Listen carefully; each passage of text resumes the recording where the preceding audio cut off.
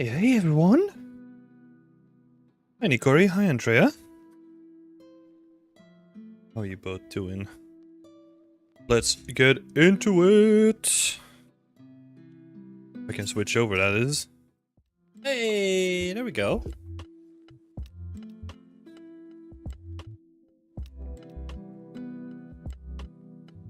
Wait, let's maybe do this for a little bit, right? And then, been thinking about our question for this week. I think I got a good one. Might be a bit too specific, but we'll see. Hi Tobias! How are you doing?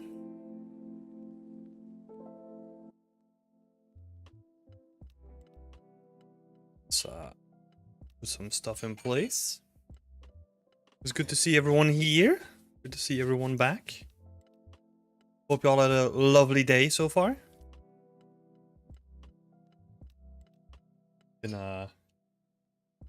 It's been alright on my end. Pretty chaotic. Trying to get some stuff sorted and it's not really working out as I was expecting, but hey. Nature of the game. Just send a tweet out. I need to remember to do that. More often do I? Alright. Done. Thanks for asking, doing lovely. That's awesome, Tobias. I should probably do something with my camera setup as well, right? Like maybe I've been thinking about maybe moving it to the side so that it's more on a high height, that I don't have to like look up all the time. Interesting. But yeah. So we got like a bunch of people here. Let's start with our question, right? Before we dive into like all the feedback. So my question for you all this week is, who is your favorite content creator when it comes to Unreal Engine content? It's sneakily like a very selfish question because I'm looking for some inspiration there as well. Always on the lookout for like other people doing cool stuff, you know?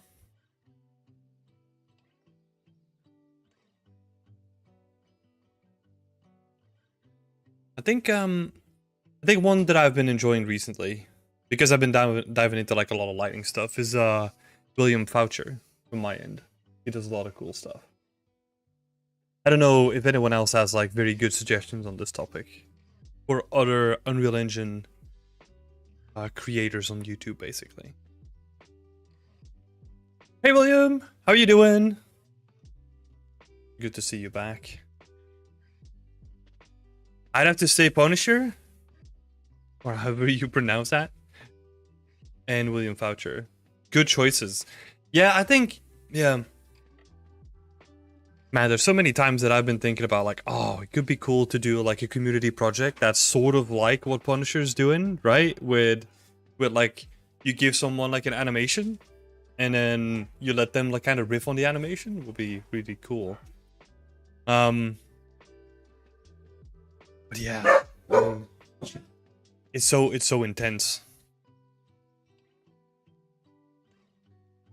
It's so intense to work on like a full environment like that, even a small one, right? So I don't know. Just coming from the workout feeling great, and you? Oh, nice. That's awesome to hear, man. Yeah, I'm feeling great too. Hey, Drizzy! Welcome to the community. I've made a new post for like people that want to become a member of our YouTube channel.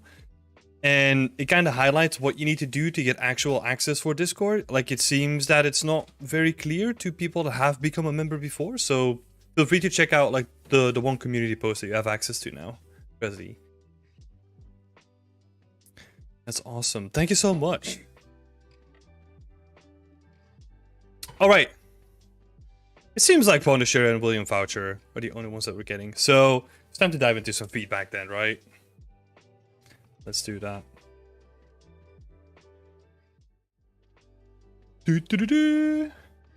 All right. First of all, I want to start with this picture from Andrew Whiteman. Because We're not going to give feedback on this because Andrew is in a stage where he finished it up. So no longer any feedback needed. I just want to put this on there and just give Andrew like a shout out for doing like good work. I know that this project was like a very ambitious first project for ever doing game art. Well, my understanding of it at least. So seeing this as a final result, congratulations, Andrew. Like you've really pushed yourself on this. Like I've said that a couple of times before with the texturing that you did, especially on the barrel. Like great job on that. And yeah, just congratulations on finishing it. Oh, Tobias found a guy called Unreality Bites. Helped me a lot. Oh, I'll need to make a note of that. Reality Bites. I don't think I've heard about a channel like that.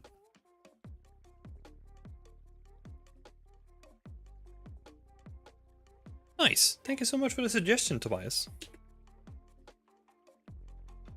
Cool. Yeah. So Andrew, great job, and thank you for making use of like WIP Wednesday as well. Like it's always been a pleasure to give people feedback. It's always a great feeling to finish a project. Exactly, Andrea. Exactly. Hi, Antonio. Hi, Karaf. How are you both doing? Yeah. But let's move on. We've got a couple of new people here that want to get some feedback. So I think this one is from Shivam. So let's have a look at what Shivam is doing.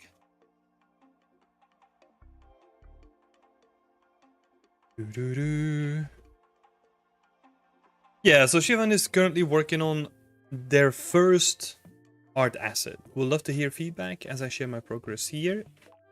I'm almost there to start texturing, and I learned most of the pipeline by myself, reading up online and seeing what challenges other artists are facing. That's awesome.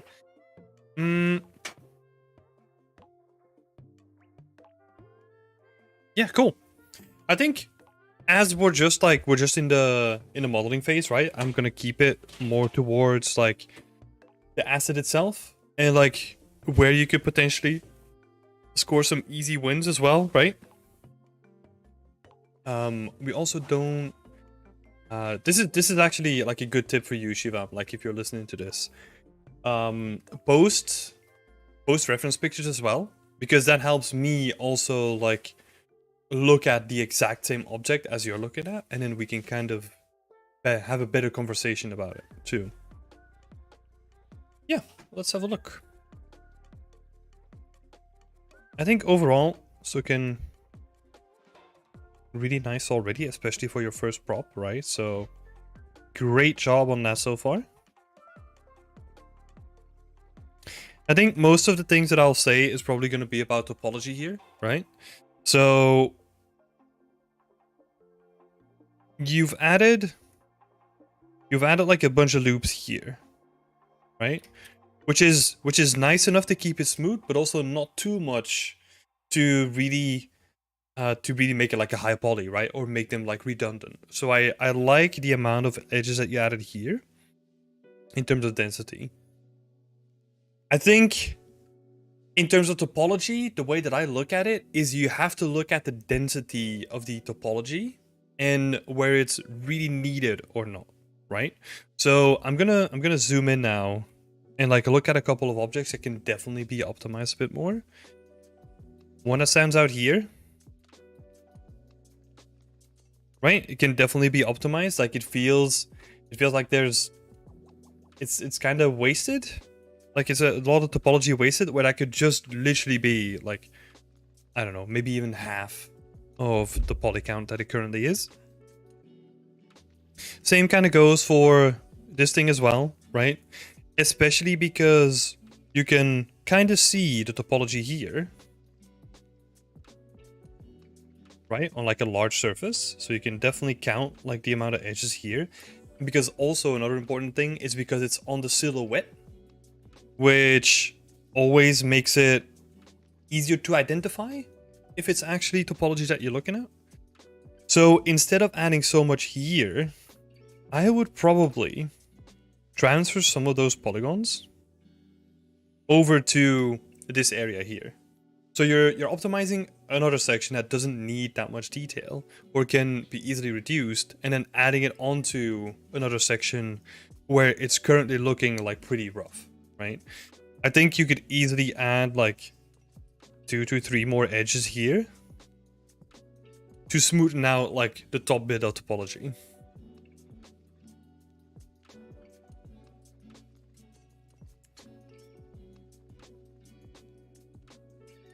So, just making some notes here, right? So the first one is silhouette, which at this point I'm beyond like repair, right? I don't even know how to spell it or what the correct thing is. So the topology here should be focused on the silhouette first, right? Because you're gonna see that the most. Where is, let's say, this interior face, right? Technically, right? I think the topology that you have here is fine. But technically you could make this straight and you wouldn't see a difference because it's never gonna be at a silhouette anyway, right? The only thing where you're gonna see it is where you compare it to like this curve, right? So yeah, it's actually a pretty bad example now that I started diving deeper into it. But you see what I'm saying? Like the edges of the silhouette are more important to dedicate topology to than the interior faces that are not going to be on the silhouette. Then number 2 to think about, we already kind of talked about it, is just density, right? Like the density of the object and how equal certain parts are compared to other parts is also important to keep in mind. Hi Lorenzo! Happy to have you here. Welcome. So yeah, and same can be said over here.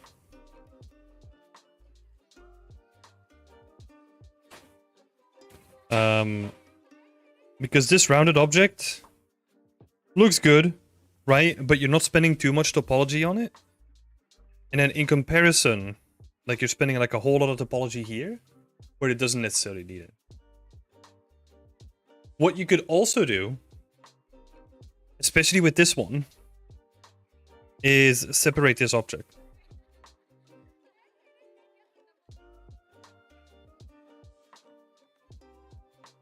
Because now you have like a whole bunch of cuts which are basically wasted, like they don't add anything to the topology, right? So what you can do in that case is just add like a shape that stands by itself. Right? Just have that as like a separate thing.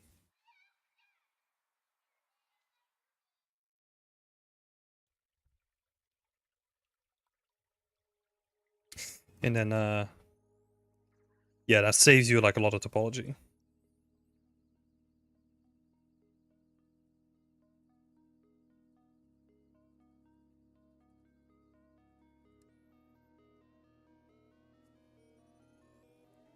Cool. Yeah, honestly, like the rest of it is clean, right? Like we've already kind of talked about this area here. This feels really nice. The curve here, the curve that you have here feels really nice.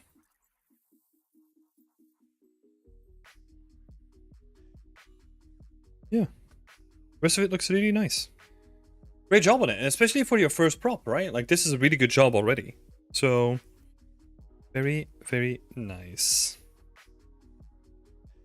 I would say that was relatively quick. I just wanted to highlight some of the topology issues that we're kind of looking into today. Where, yeah, you can make some like really clean, like really quick, yeah, quick wins, you know, like clean up the shape a little bit, reduce the topology on like the very dense object and make other stuff like a little bit cleaner. I'll give you a tip, which is a tool that I constantly use. If you ever run into a case where you're like, oh my god, now I need to add like another loop here, let's say, right? In the beginning, what you usually do is like you move it manually and you kind of adjust it, right? Or maybe if you're more advanced, you might use like an add-on. Like the one that I was gonna suggest is a look into the edit edge flow.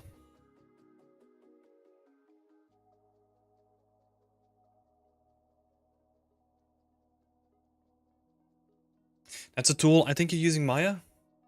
No, 3ds Max. Yeah. I think 3ds Max has like the equivalent. It might be called something else, but I'm sure you can find it. And this will automatically smooth the topology for you, which is freaking awesome.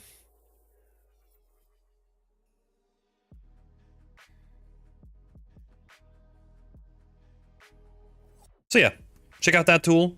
I think another option could also be is to use your high poly as like a live surface, where it will automatically snap to like the bounds of the high poly. But it's a little bit overkill for like this, right? Especially if you use the edit edge flow trick. It's gonna be more than enough by itself. And I think, let's have a look. Total is 2k tries, trying to keep it as low as possible.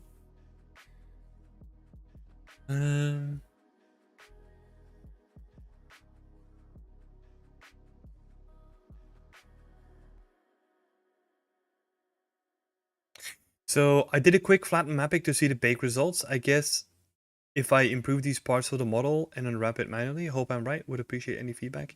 Oh, okay, so Shivam added something before, let me actually bring it up here. Where we can see like some of the issues that are happening, right?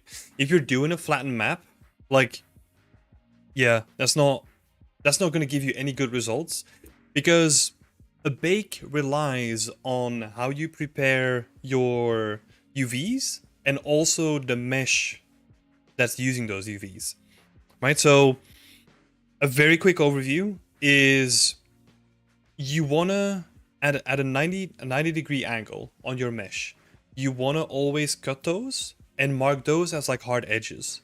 So you would actually, a piece that has like is surrounded by 90 degree corners, you would separate that into like its own UV shell, and then make the bounds of that UV shell hard edges. This is a lot to take in, I know. Since you're already a member of the Discord, like there is an entire baking section that highlights this for you. So go to the Patreon, look for the most recent PDF, download that, and there's like a whole section on baking that will help you out. I would recommend like the quick tips. I think the quick tips on baking. There's one that just highlights like the main thing you need to keep in mind, which is this 90 degree angle trick, right? Where if a corner of an asset is like 90 degrees, you just split that to like a different UV shell, and then you also mark that a sharp edge. Because that's where issues like this come from. Like normally what you would do in cases like this, here in the middle, is that this would be one UV shell. So this seam, if it would happen anyway, like it would be over here, right? And then for issues like this, you will have to play around with the cage and also the UVs again, right? So yeah, there's definitely going to be some tricky shapes in there.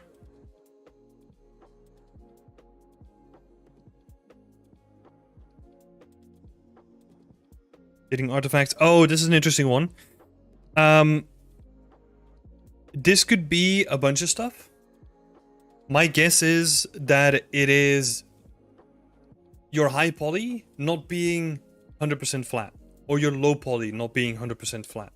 And with flat, I mean like this face basically needs to be like exactly on the same axes, right? It needs to be completely flat, because if sometimes you make a tiny error and you move one of the vertices by accident, that will give you like a slightly different shading, and that will bake out wrong, right? So make sure to double check that.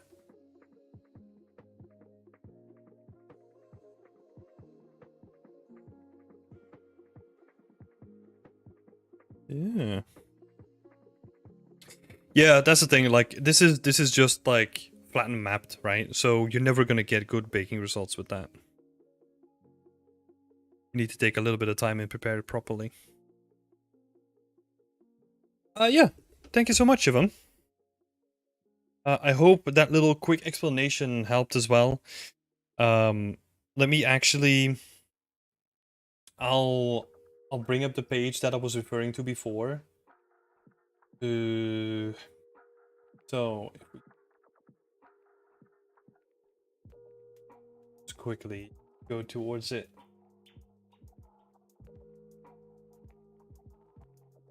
All right, so in this PDF,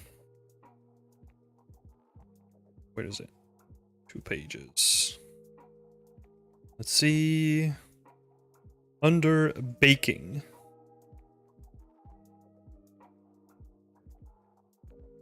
Yeah, there's like a whole bunch of tips here, like UV mapping tips. I think the one that I was referring to is this one, right? Like just the first one in that whole category just goes over like the baking theory for people that have never really baked. And yeah, this is all you need to know basically. Well, let's say 95%, right? There's going to be edge cases and stuff, but yeah. I would hint towards checking that out since you have access to it anyway. Cool. Thanks again, Shivam. Thank you so much for sharing your work with us. And then we're going to move on to Route 1 after we've taken a little sip.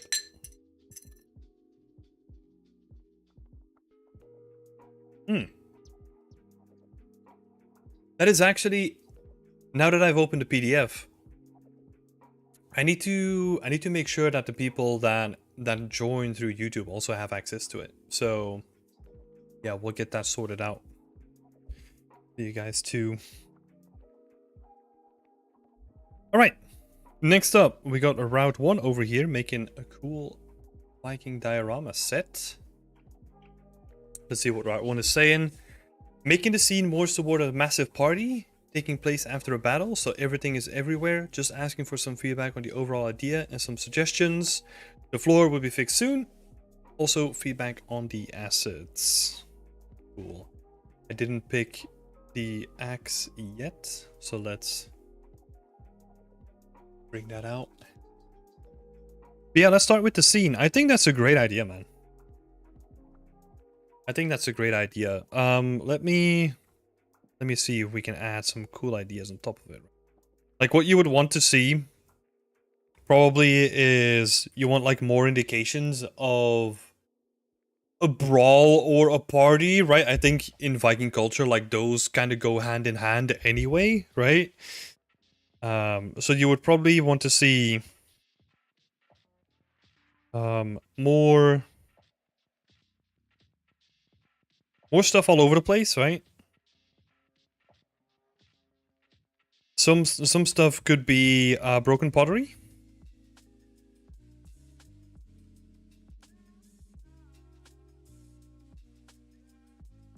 Because I mean, you got this thing here anyway. You might as well just cut that up and like scatter it in like certain pieces across the floor, right? That's like an easy win. More spilled booze.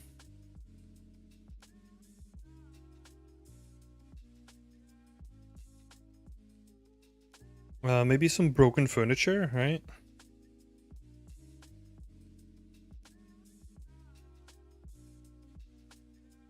Like I'm basically looking at what's already in the scene and then seeing how you can kind of make use of that, right? Hey Dots! Great to see you back. Route 1 is saying, yeah, thinking how to get food like bread. Either doing some photogrammetry or something else. Yeah, that could be cool. Could be very cool. What else would they eat? Like... Oh man. Like it's almost a feast, right? So you would kind of expect... Man, where would you get this? Like a pig roast or something like that? Like a pig roast in the back?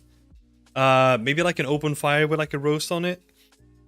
Like maybe, man, Megascans must have some stuff, right? I'm thinking purely background stuff, right? Like filler for the background. So that could be interesting.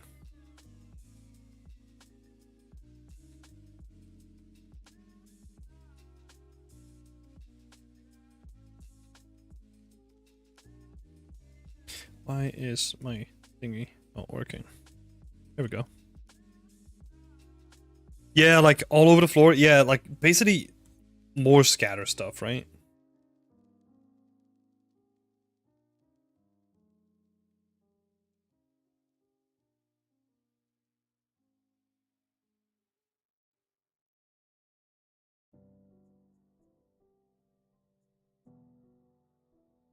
Right.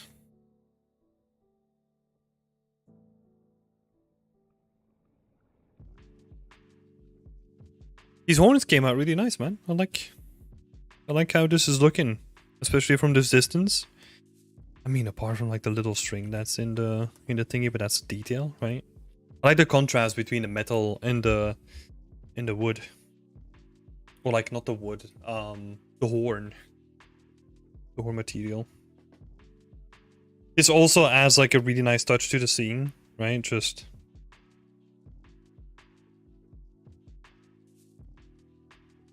the roughness variation is nice. Hi Gav! How are you doing? So, yeah. I do like what's happening. Some little trails from the candles might be nice.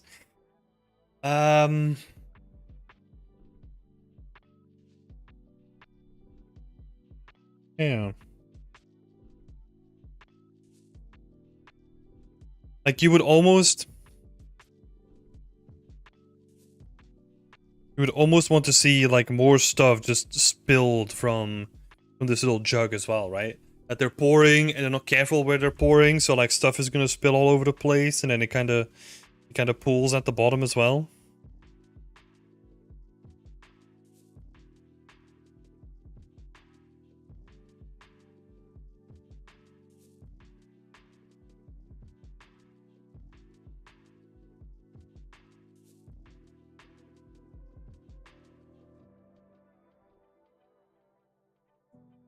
Spilled mead.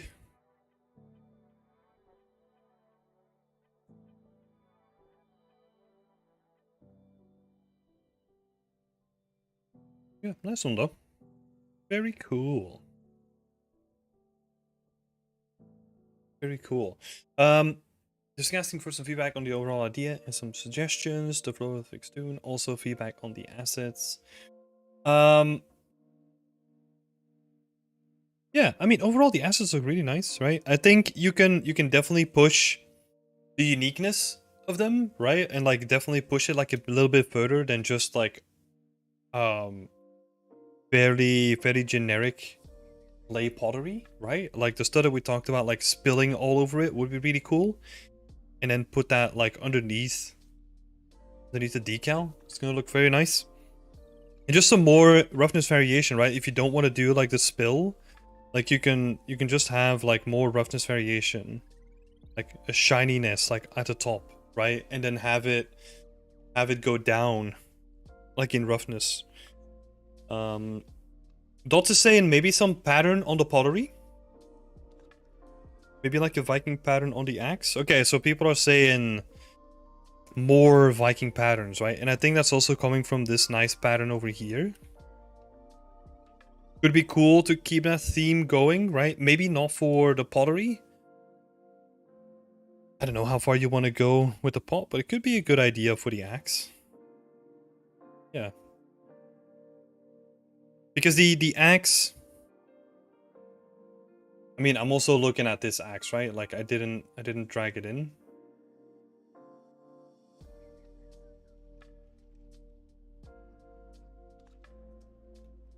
So we're looking at this axe over here. It's a good axe, right? But it's also like very boring, and like the handle, like the metal itself doesn't have like any personality to it. Like this is like a generic axe that can be used by like any person that needs an axe like ever. I think, yeah, adding the Viking pattern on it could make it more Viking-like, right? And just really like embed it into the scene.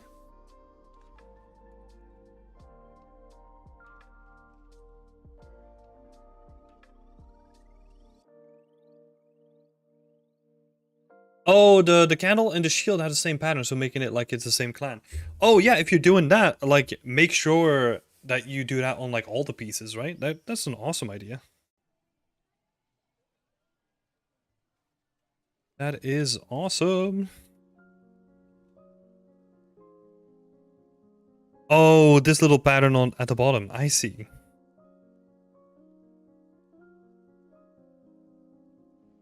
Yeah, and then shield here. Yeah, that would be awesome to see that on the axe as well.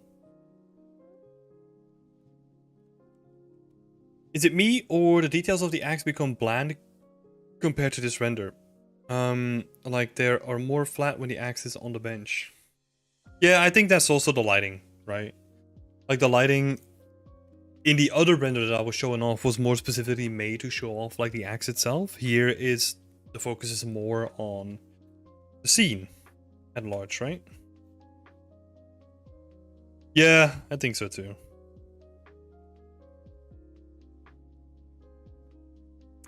Yeah, I think overall it's really good, man.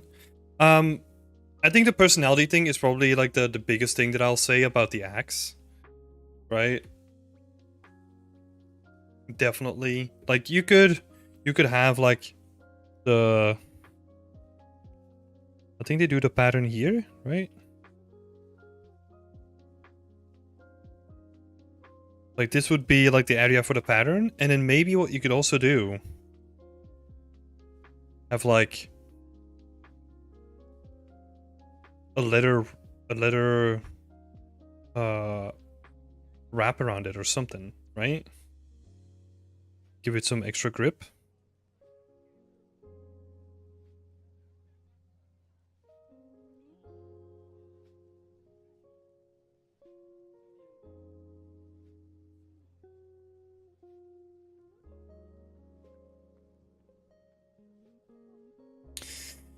I like the detail of the candle wax dripping onto the little bowl. Yeah, it looks really nice. The thing there is, I mean, first of all, like it looks nice, right?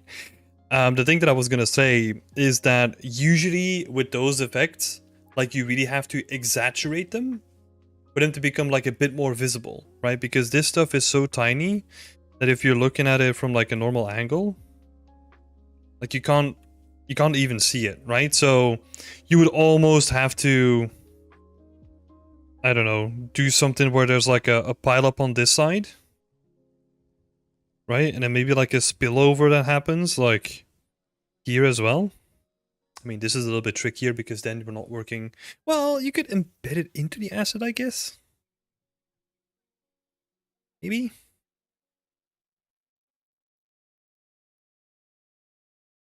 Yeah, it's definitely trickier to execute something like this because then it's gonna go fully unique, right? But yeah, I think with details like that, you definitely have to like exaggerate them and really make them stand out.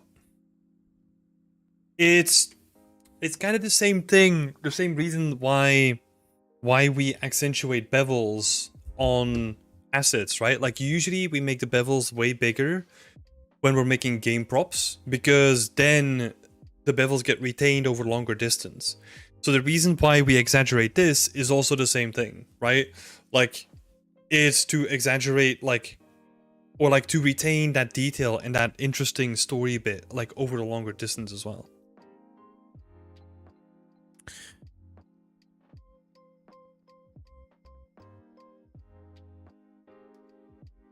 Oh my god, how am I spelling that? I have no idea how to write that. No, wait, I'm gonna solve it.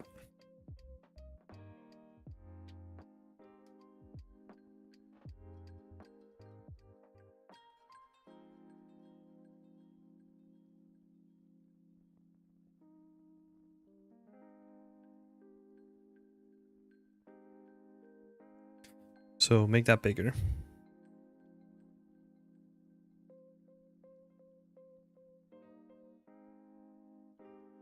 Right, I think that could be like a good shout. And then Route 1 is going to add a normal decal where the axe is, so it looks more embedded into the bench. That's also a good shout. Yeah, just have like a cut, right?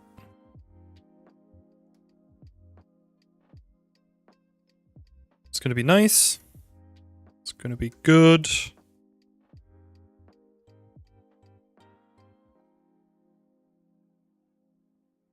Yeah, this stuff, I'm going to go really nitpicky, right? Like if you have like this, the horn spilled here, man, would it be awesome to see like a continuation and like maybe, oh, I'm going off road, right? Like, but it would be awesome to see if you're rendering like a movie or like a diorama or whatever you're gonna do with this, right?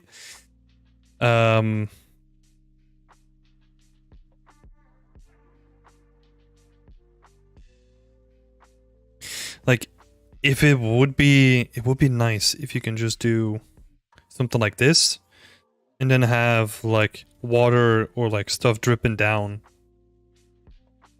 onto here, right? Oh, that would be so sick if you have that diorama. Then you see like just the meat droplets like dripping down.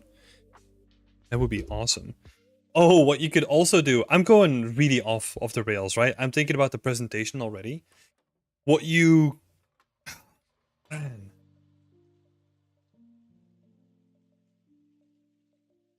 Okay. This is a crazy idea, right? What you could do is get meta-human people in the background where it kind of looks or whatever.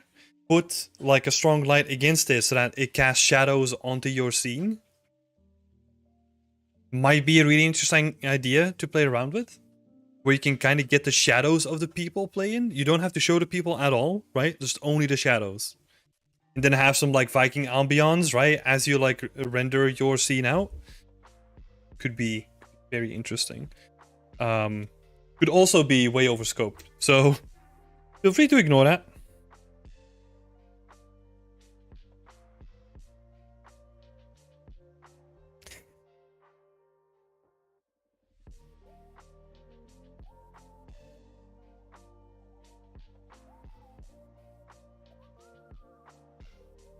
Shadows of people fighting in the back or partying.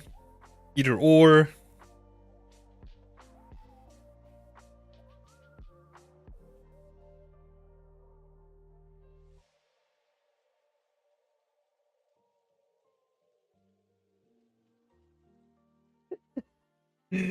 George just comes into the stream and immediately I'm saying, here's a crazy idea. Yep. Welcome to the stream. Hey Vibu, Kishan. Hi, I'm new to the community. Where do I submit for work to look at and give me some feedback? Thanks in advance. So this is all work from the people that are a part of the community. So if you're not a part of the community yet, you can do that by becoming a member here on YouTube or signing up to the Patreon. And that's where you can get your feedback. I do this every week for anyone that's interested. Yeah, but I think this could be cool, right? It's almost like who was saying it in the chat? Let's see. Dots was saying it, right? Like making the scene more dynamic. That would also be the personality of the whole scene itself. I think so. I think it's the interesting stuff happens when there is interplay between certain parts of the environment with itself, right? So you have a spill, but the spill is also dripping from the table and is leaking on the floor and is creating like a little rough patch on the fur below it, right? Like there's a lot of interaction going on there, which could look really awesome. It's kind of like you're doing with the axe as well, right? Like the axe and having it cut into the bench, that's also a form of doing it. So I love that.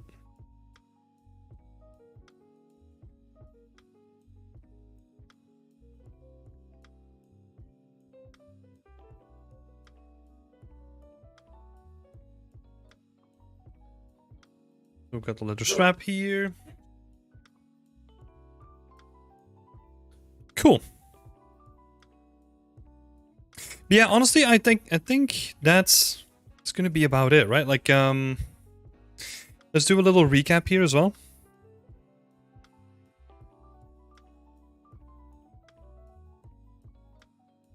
So recap.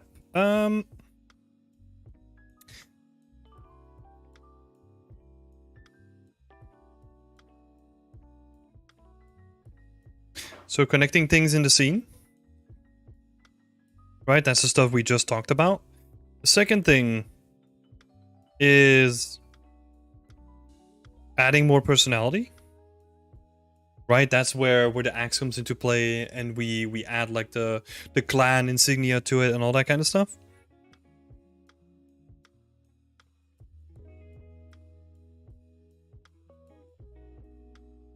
And then yeah, you're already gonna do the floor anyway. I think yeah, the scene is nicely filling up. I think it's time to think about like the presentation, right? That's kind of where my crazy idea came from.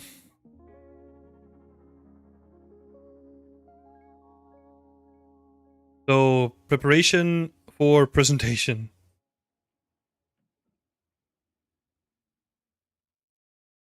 And thinking about how you're gonna be doing that. Yeah, no worries, right one. Thank you for putting it up as well. And, oh yeah, unlike last week, I'll share the images this week because I fucking forgot last week again.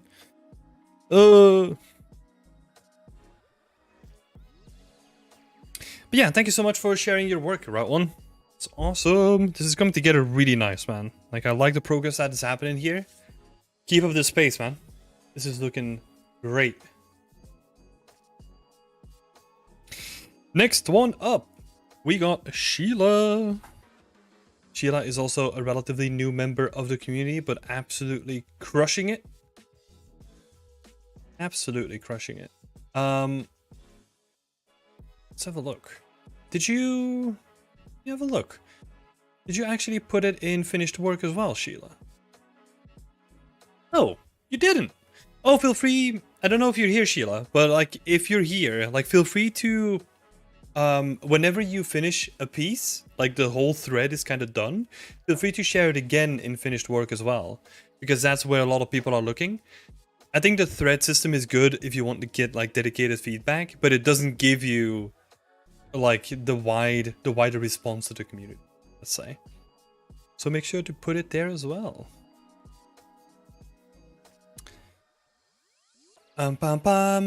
Okay. So, let's have a look. Sheila is working on a new project.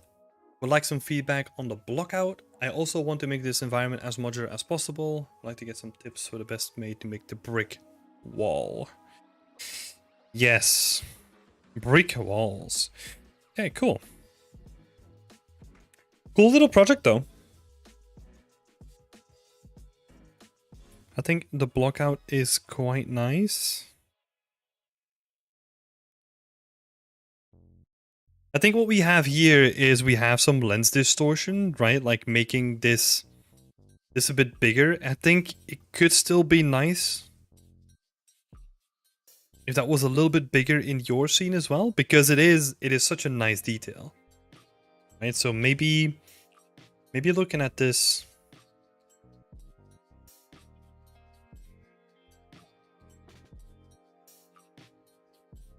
increasing the size of it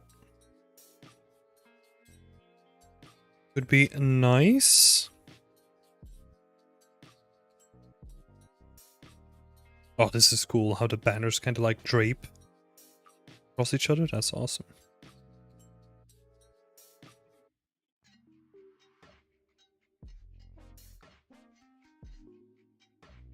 Yeah, very nice. Yeah, but let's compare the two, right? Maybe it would have been better if I just put them like underneath each other instead.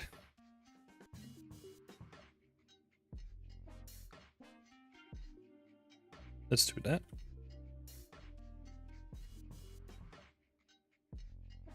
Yeah. Yeah, I think that the main thing that I want to say on like the block out itself is probably like the thing that I already mentioned, right? It's just increasing the size of like that nice ornamental window that's at the top of your scene. I think the rest of it is fine, honestly.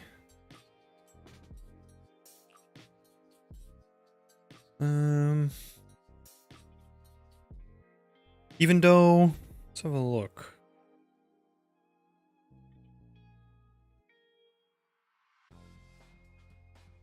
This is something for you to check how you feel about that, but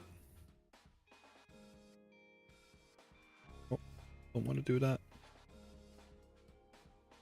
The staircase height could be slightly higher.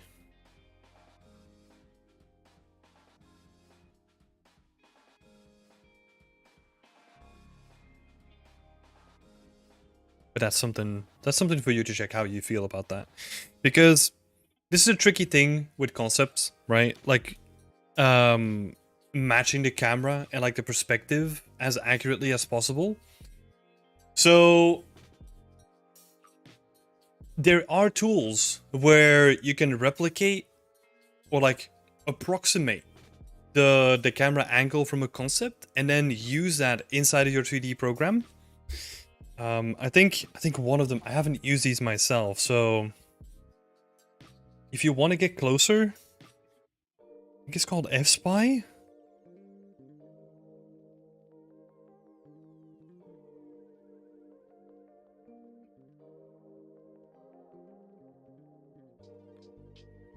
I think kind of hard to tell, right? Because I've never used it myself. So I think it might be called F-Spy, and it basically allows you to draw like a grid and then kind of approximate like the accurate camera position. So if you want to get closer or you're struggling with that, Sheila and everyone here, like feel free to look that up. The more that I look at the word F-Spy, the more I feel like I'm sending you to something shady. It is F-Spy. Okay, thanks for confirming, Kira. Awesome. I'm not sending anyone to like some shady website. Nice. Okay, and then onto the other question, right? So I know that there's not a lot to go on the blockout. I think your blockout is really solid, right? So great job on that. You want to make the environment as modular as possible, and would like some tips for the best way to make a brick wall. Okay, so let's start with the brick wall first, and then we're gonna see how we can translate that into like making something more modular. So first of all, a brick wall, if we look at your... What is a good section here, right? So we're gonna focus on this little section over here, since it has both the tileable perspective, but then also how you create those unique shapes. How you would normally do that is you would have a combination of your tileable texture and then like a bunch of broken bricks that you can add on top of the whole thing.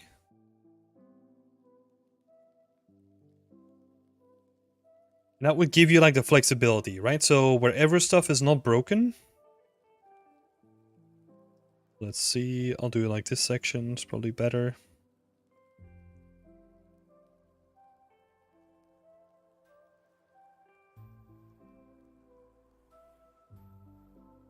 Right, so let's say that all the stuff in red is gonna be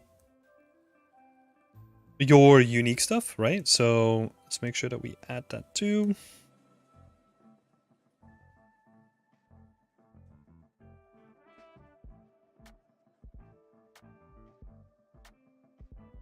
So the red is your unique brick, and then the green is going to be your tileable.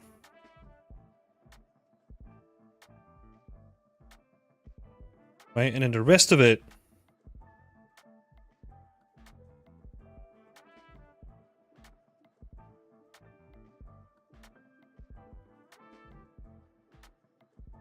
that's just going to be your tileable.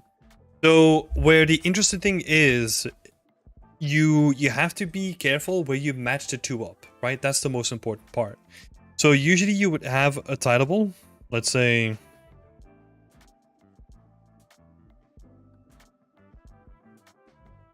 Let's say this is your tileable, and it has like a bunch of different rows on it, right? For like all these different,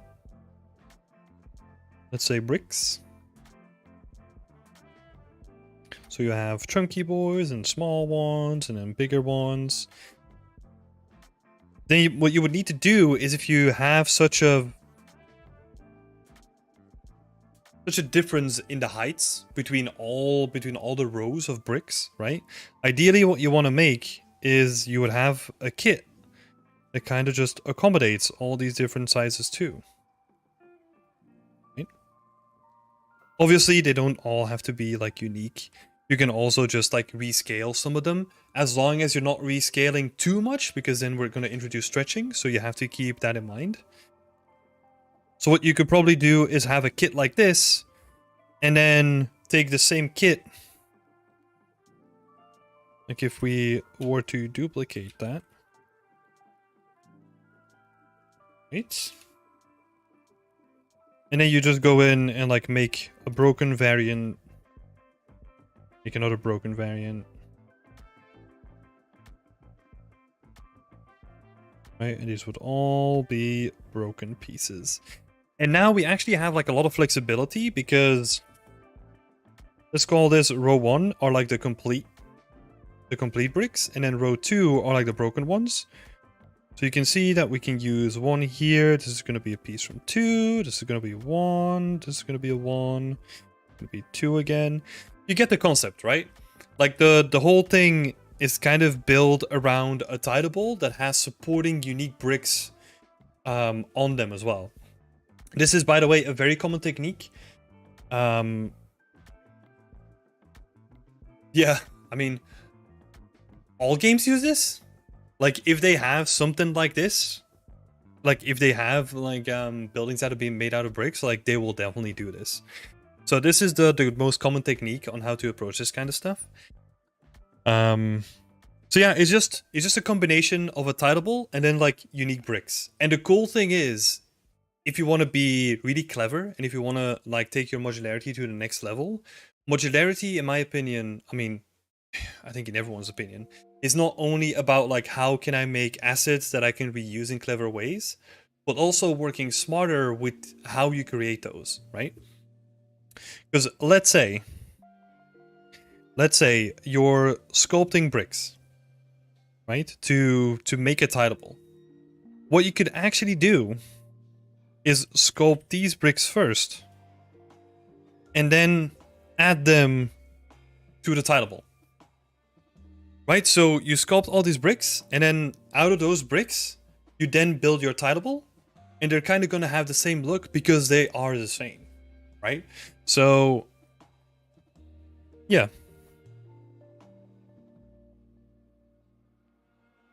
So we're going to make these bricks first, and then construct a tileable.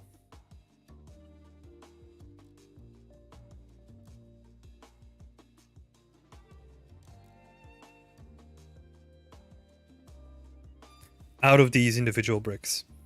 We don't want to include the damaged ones, right? Because you don't want to add too much damage to your tileable, because the tileable is supposed to be like the full wall without damage, right? So we want to keep the tileable pretty clean, pretty pristine. And then again, we take the base blocks here, and we just cut off like an angle, sculpt some unique detail on top of it, and we've got a set of destroyed bricks now.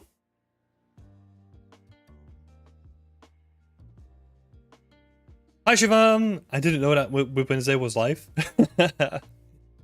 Yeah, I'm also not the greatest at announcing that, huh? But welcome regardless.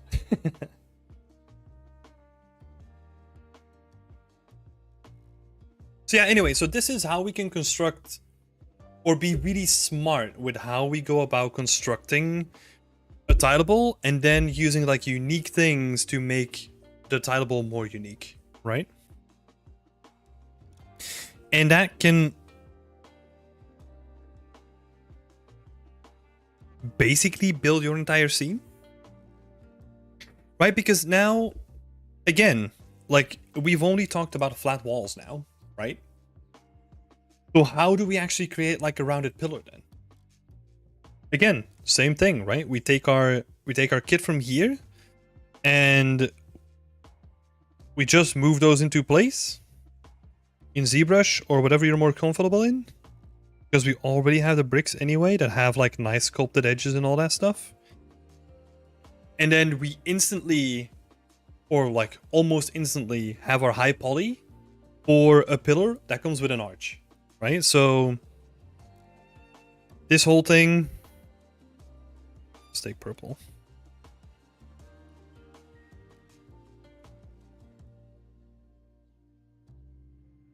This whole thing, you would probably build that as like a unique thing, right?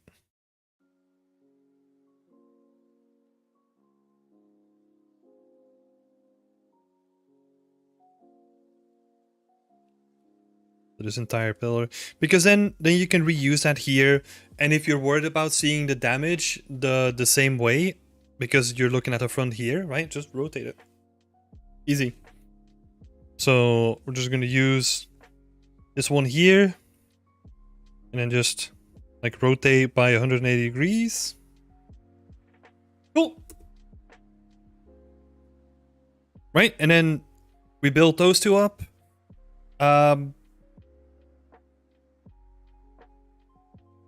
Oh, what you can actually do. Okay. We're going into the modularity rabbit hole now.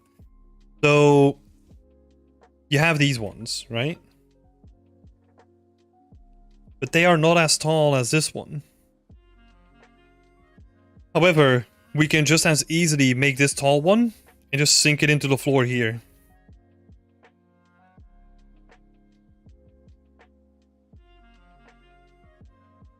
Right, so again, for all these arches, you would only need one arch. And where it's too tall, you just sink it into the floor because you can't see it anyway because it's covered up by all the rest of the rocks surrounding it.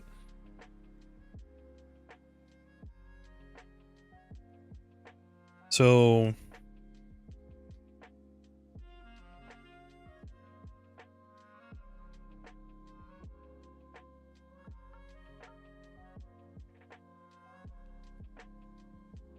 right, so you would probably have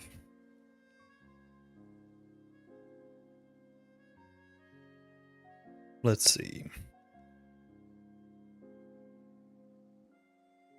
Let's see.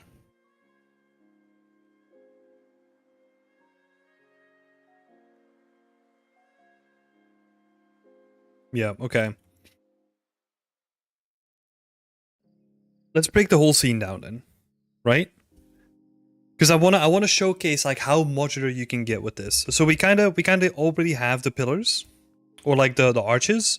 We know how we're gonna deal with like all the flat surfaces, right? Because that's gonna be a tileable and unique brick. Let me actually make some notes here. So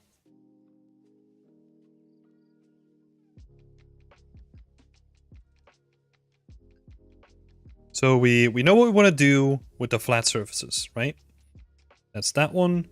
We also know what we want to do with the arches, so all the arches are covered as well. That's just going to be... wait, let me note this a little bit differently. So walls are tileable. Plus bricks. The arches are gonna be one asset reused. And I'm gonna show something very cool at the end as well. So we've got the walls, we've got the arches. So we've basically covered already like 70% of the scene. We probably have to make like one of these arches as well. They're slightly different, so I think it's worth it to make a smaller arch.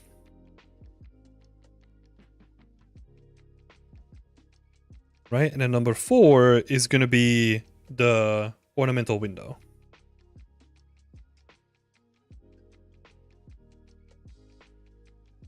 Oh, we forgot the pillars. So right? So the smaller arch would be, again, one asset. Ornamental window would be one asset because that's unique. It needs to be like the crown jewel of the scene, right? And then the pillars, you can actually do something interesting with this. And if you played any like open world game, you're probably gonna see this. Probably also linear games, right? A very common technique again is making a pillar is fine, right? That's quite easy. We know how to do that. We're kind of doing the same technique where we sculpt like one section and then we stack the sections on top of each other and then like rotate them, right? And then bake it down onto a low poly.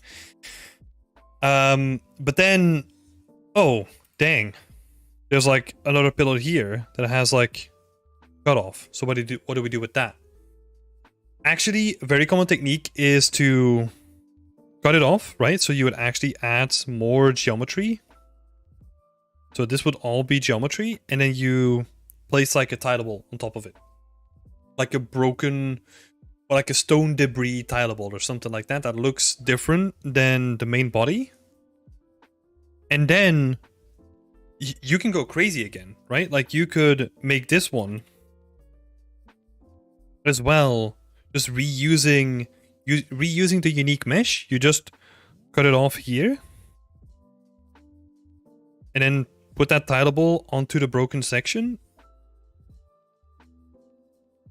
and we're good to go again. Very common technique. So this allows us to have like a bunch of destroyed pillars, and I don't have to do like any unique sculpting, right? It does require you to add like a bit more geometry, but I think it's worth it. Another option could be, if you're worried about it not looking good enough, you could also just have a section, right? Because normally what happens with pillars is they're gonna have these little sections where there's separation between the stones, right? We can use that to our advantage to make a geometric cut so that, let's say if we zoom in again, right? Like, let's say this is a side view of one of those cuts, right? So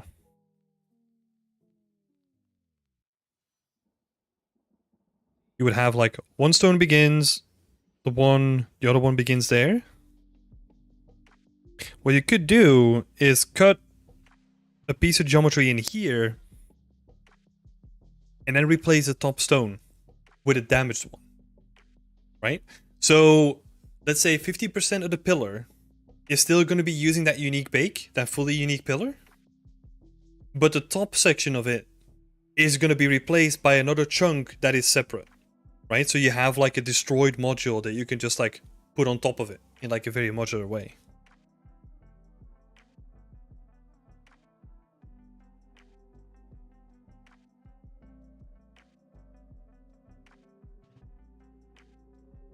That's also could also be an option. But I think if you're going for like a very clean style, option 1 could definitely work out, where you just have a tileable on top of it. Could definitely work too. Hi Abdallah! I've been following you guys for a while, and I'm admiring the content you guys providing for us with lots of thanks. Oh, that's awesome. I was wondering, how can I join the community? So if you go to beyondextend.com, that's how you can join our community. So I'll add the link in the chat as well. You can check it out. Probably the best way to join it. Like, it goes through Patreon. Yeah, thank you so much for the question and the appreciation, Abdallah. That's awesome. Okay, cool. Yeah, so we kind of did this whole breakdown of the scene, right? So technically, if you wanna make this work, right? The pillars, we kind of discussed that you can do, let's say our first example, one asset plus one tileable. right? You can clearly see that this is not a lot to make like this entire thing, right? The only thing that we're missing out on is the banners, but that's going to be relatively easy. And then also the foliage, right? Um, but the rest of it, it's already taken care of. Like the floor, you could make another tileable with that, but we already have the components lying around for that anyway, so that's going to be relatively easy. And we also got individual bricks lying around anyway that we can just drag onto the floor, right? And give it that nice, unique look. So we got all the building blocks to make this scene. And the main thing that we need to do is make, let's see, 1, 2, 3, 4, and a couple of bricks. So let's say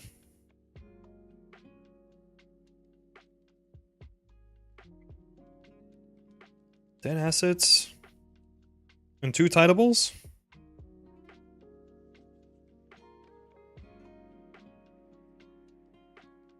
Right? Not a lot anymore. Like, it always looks daunting when you see this entire scene. Then once you start breaking it down, there's a lot of stuff that you can reuse. And it comes down to, I mean, this figure is even bloated by I counted every brick individually, right? But what you want to do is you want to put them on an atlas so that they share like the same texture sheet.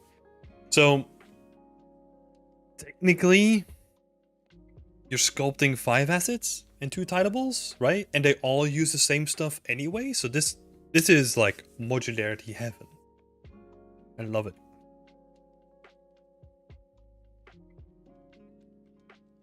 Cool. Yeah, so that was kind of like a whole mouthful of how you can break this down. How we kind of started with a wall and then we just broke down the entire seam. So I hope that helps. Hi, Bulborp. Welcome to the chat. So yeah, that was like the entire scene kind of laid out, right? And then for the banners,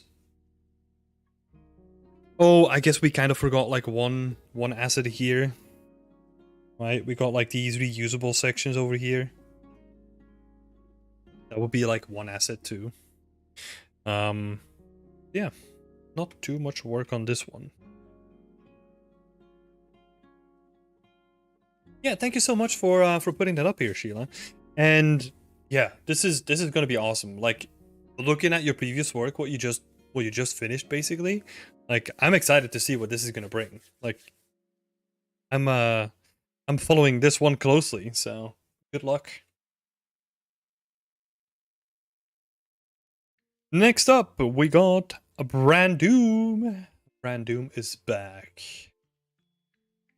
with the latest update. I'm happy where it's going. I feel like it could be a little bit more story rather than just people deconstructing a ruin to build homes, but that's just me. I could keep this peaceful and do something more exciting later. Yeah, I think honestly I would lean into the peacefulness of it. If you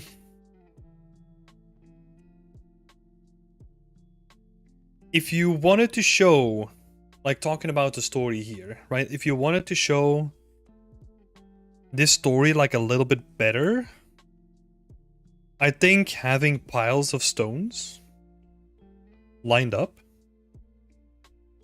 right? You would have like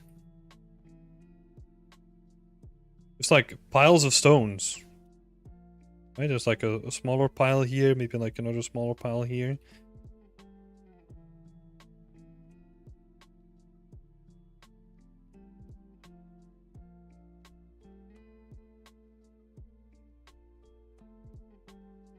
So that you see that people are deconstructing it. Because now, I mean, it depends on you, right? If you want to show them deconstructing it, or are they constructing it again? Because that's gonna require like different supporting assets, right? But if you're deconstructing it, then I would place some stone piles down on the floor, and then yeah, that can already like help the storytelling like a little bit. Yeah, I'll be honest. I think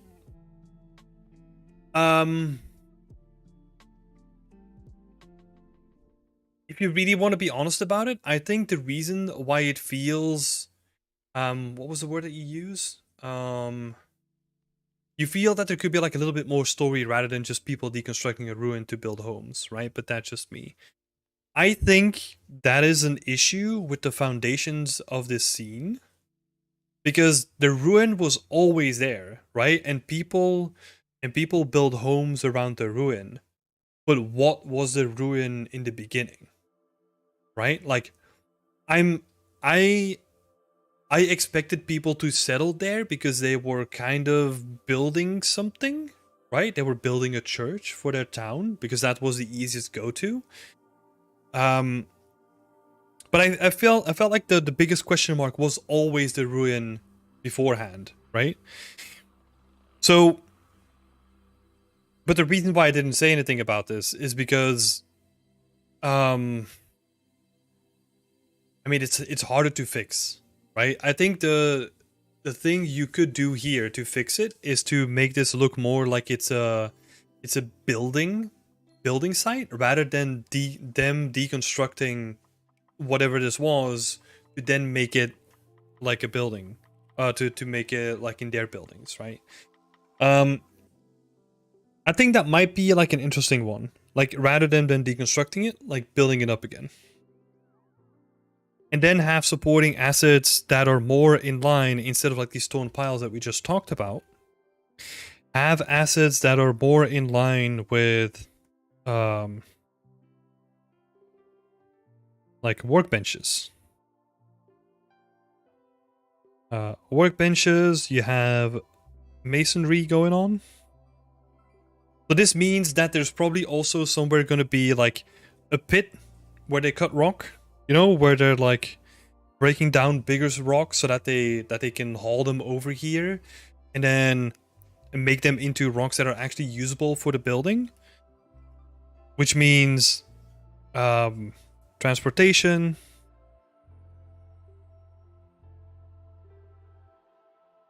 In the form of carts, right? That they use to haul like the bigger rocks from one place to the other. There might be like a stone mine somewhere, or like a stone quarry.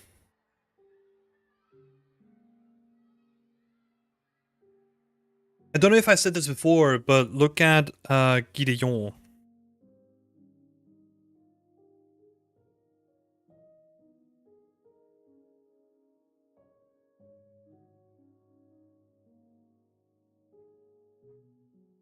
This is how you spell it.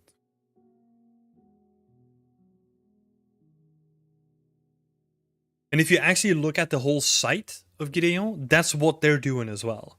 Like they are building a castle with traditional techniques. And the way that they're approaching it is that everything needs to be built on site. So they do have like a stone quarry. And then you can see them like breaking down these bigger boulders into like pieces of manageable chunks of stone, and then like precisely, well, I mean they're making like a very decorative thing, right? So it's not going to be uh like you're building here. You can see the work that's happening and you can kind of follow along, right?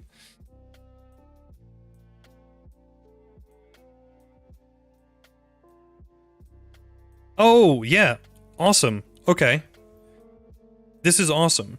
So you have this workshop over here which has like a bunch of rocks, right? So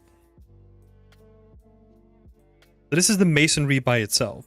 What you would then want to do is just have like tracks going from one place to the other and have like little hand carts.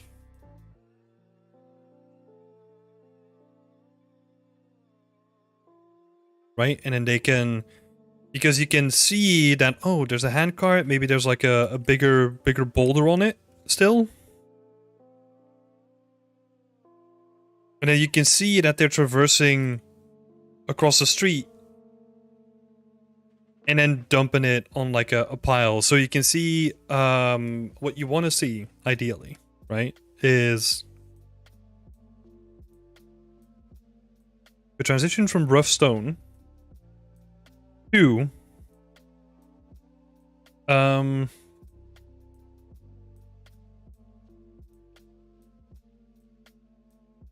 usable stone, right? So, and then the rough stone probably comes in through the main road. So you probably see like a swerve coming in here, right? Because that's how they bring it in on like bigger carts, probably. And then they have these smaller cars to just transport it across the road.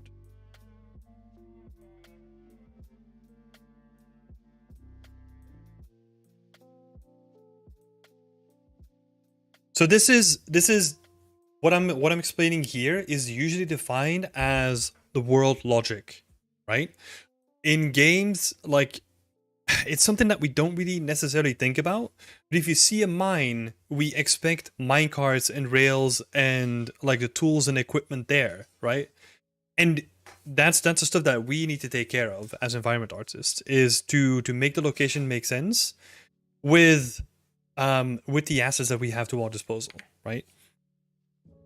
So in this case, like if something feels off, like it's usually because the logic or the foundations, there's something wrong there. So usually taking a step back and like, this is the thing that I do constantly, right? Is like, okay, something feels off. I take like a bird's eye view of what I'm building, and then I'm like, okay, if I was a person living here, how would I approach the stuff that I'm trying to replicate into 3D, right? And that's usually supported by like references and a bit of research as well.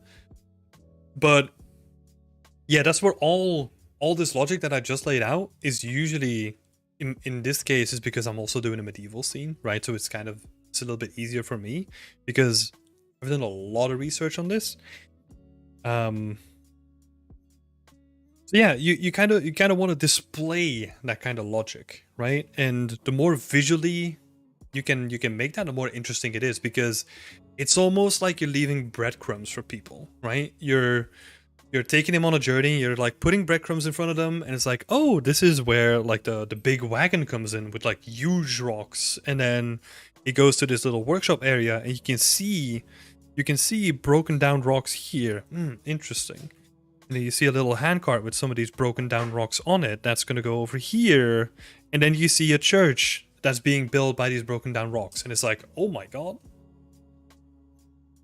You know, like it's, you're kind of telling a story by just trying to setting things up like in a logical manner. And to be honest, now that I'm saying it, like, it's probably not too much work. I feel like you have all the components there anyway, right? So I think it might still be interesting to change it up and make it work where they're building it up rather than breaking it down. And if you really want to take this to like the next level, well, not necessarily next level, right? It's more like an additional thing. All the stuff we just discussed was for the stones, right? How are they making their wooden beams? Right? Same thought process. Like, if I was a person in this scene, where would the wood come from? How would it be treated? Like, what kind of tools do I need? All that kind of stuff. You can also show that off if you wanted to, because they need it for this timber framing that they're making, right? And they're gonna need it for the church, because usually, I mean, maybe not for this kind of church. This is more like a rural church, right? But like for the bigger ones, they would build like the wooden framing first, and then use that as support for like the stone that they would lay on top of it.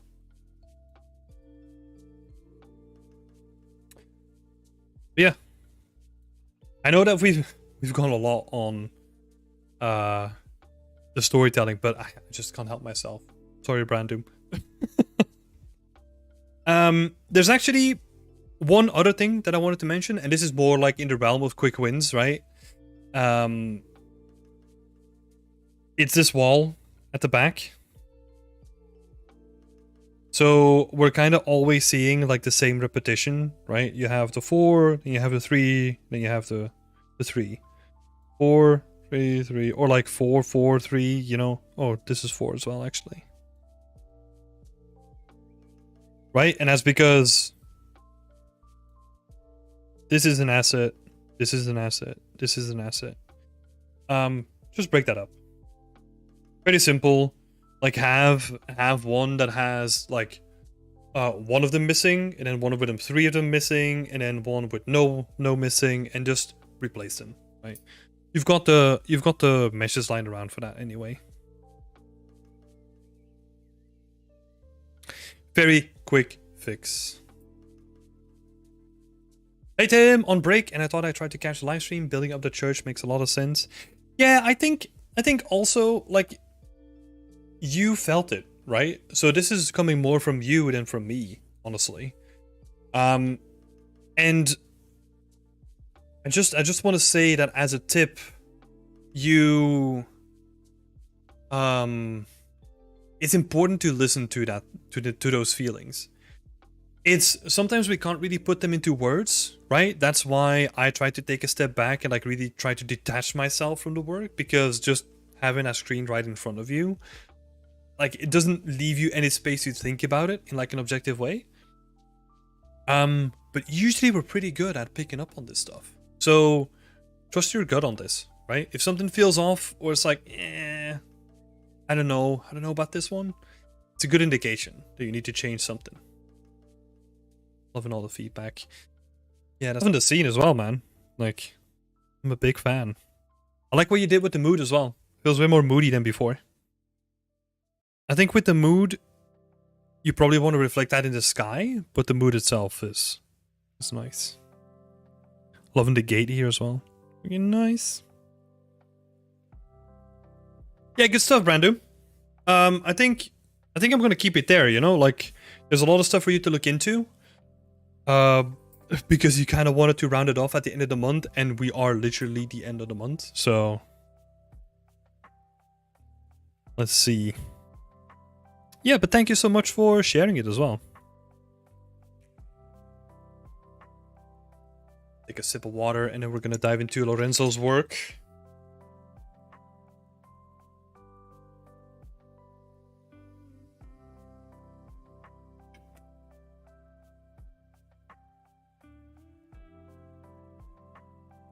Totally been staring at the screen too much. We all suffer from it. We all do. Okay. Let's have a look. Lorenzo, where are you at in the community? Here you go. Started a new environment during May to improve my portfolio. Decided to reproduce a concept. Already make good progress, but didn't ask much feedback.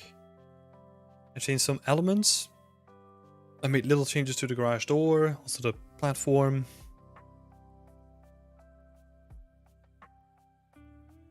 Open to any feedback. It's a pleasure to know your opinions as well. Awesome, I will catch the whole stream later. Cheers, man. Yeah, no worries. Enjoy lunch. Oh, or break. I don't think it's lunch. Yeah, anyway, back to Lorenzo. I'd like to interpret the concept a little bit to add or change some elements while respecting the original concept. Yeah, I think that's what a good environment this artist can do, right? It's just riff on the concept that's been given.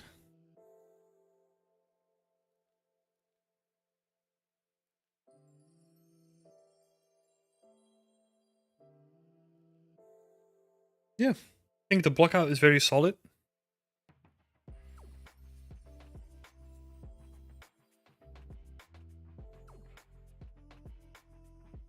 Blockout is definitely very solid. I made little changes on the garage door and also for the platform.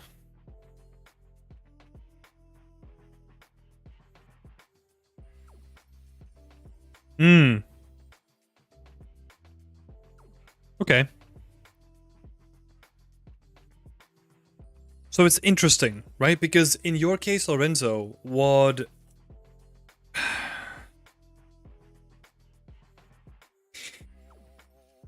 you did change, I don't know if it's actually a good move. Or maybe I'm misunderstanding where you're at in the process, right? So take it with a grain of salt, what I'm going to say next. But what I can see here is that you changed the the garage, right? So the garage door. So we have this section over here, which has like the bullet holes, and then you decided to remove the bullet holes from it. And then also opening this door up a little bit too. So let's break that down a little bit, right? So opening this door up, it's an interesting choice because it kind of splits your focus into two sections now. Because usually what we focus on, there's a lot of things that we can focus on, right? But like usually the brightest spot is what takes our attention, especially when we're indoors and we're looking out, right? That's going to take our attention. Oh, you haven't made the bullet holes. Okay, cool. So I'm gonna ignore the bullet holes for the moment.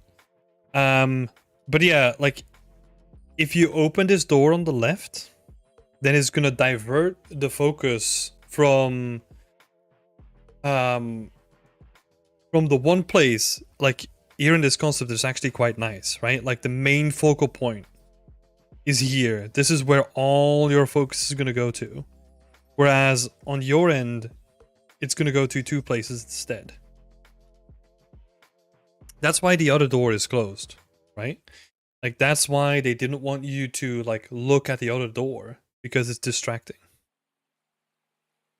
So the bullet holes are I'm gonna ignore. So you did some adjustments to the platform. Yeah, I don't mind these. I don't mind these. I think they kind of obfuscate. They kind of obfuscate like the obvious like boarding up of the exterior windows, right?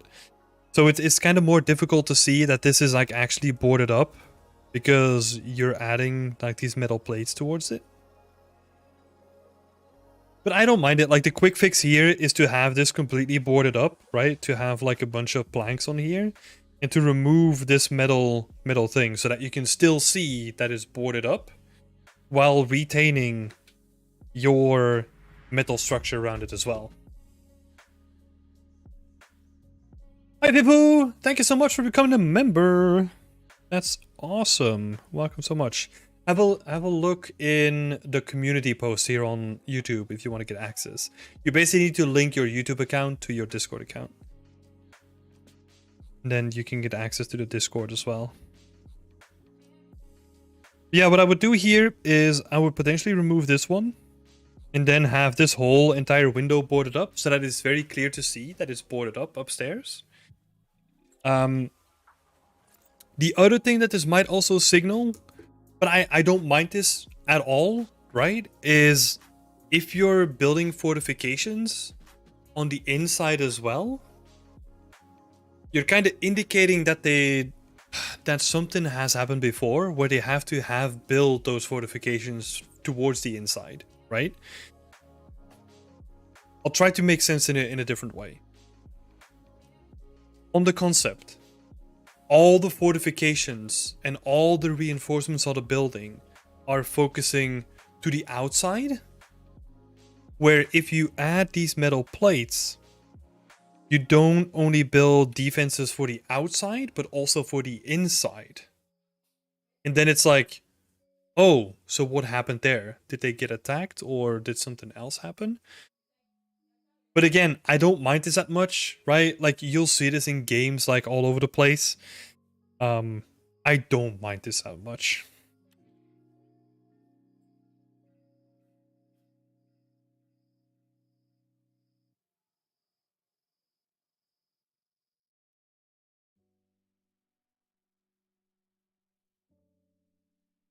Yeah, so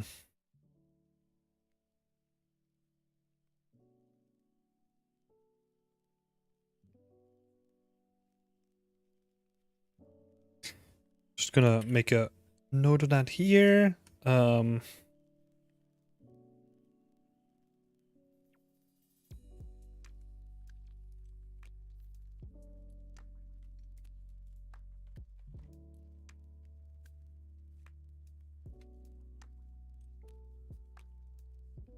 It's distracting. Yeah.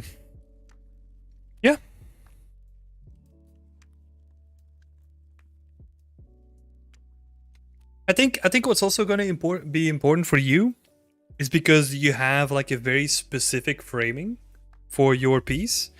Try to frame it in like a cinematic aspect.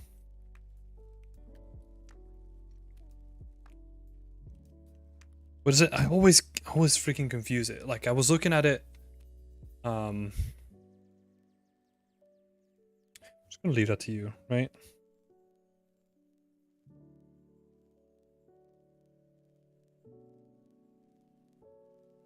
I think it's 21 by 9. But that's like the width is like these are relations, right? So like 21 by 9 in the height. It's basically like a very wide view, makes things look more cinematic.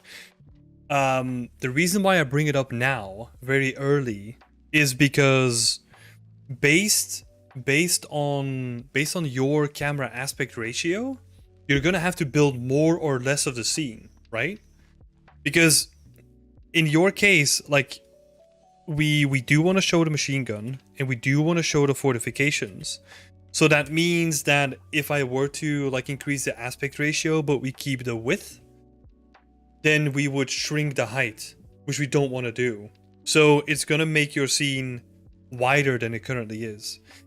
And I think what might be interesting in your case is, because this is actually gonna be the whole thing, right? I think rotating your camera a little bit might be interesting.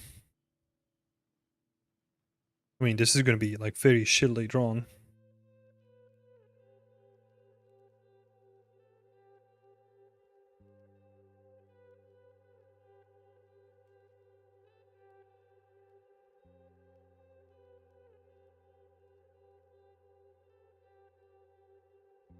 Right? So that's the main door. And then you have like the machine gun nest here, looking to the outside. With like the big truck with the advertisement here. And then everything is kind of like pushing you that way. Could maybe be an interesting camera angle. It depends on you how much you want to deviate from the original concept, right? So I'll leave that up to you. I would say give it a try, and if you feel like, it's not good, then just stick to this one. But I feel with the current one, what is gonna happen is that you'll have to move your camera anyway, left or right, because if you make it wider, we're gonna see more of the truck and also more of this wall. So, but I want to see probably more of the truck than of this wall, if that makes sense, because the truck is more interesting. And you're gonna be building it anyway, right? So might as well make use of it.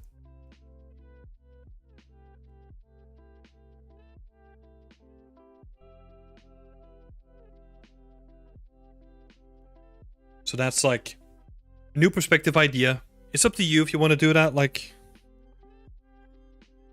totally up to you. You would have like, I don't know, like a staircase coming down here or something, right?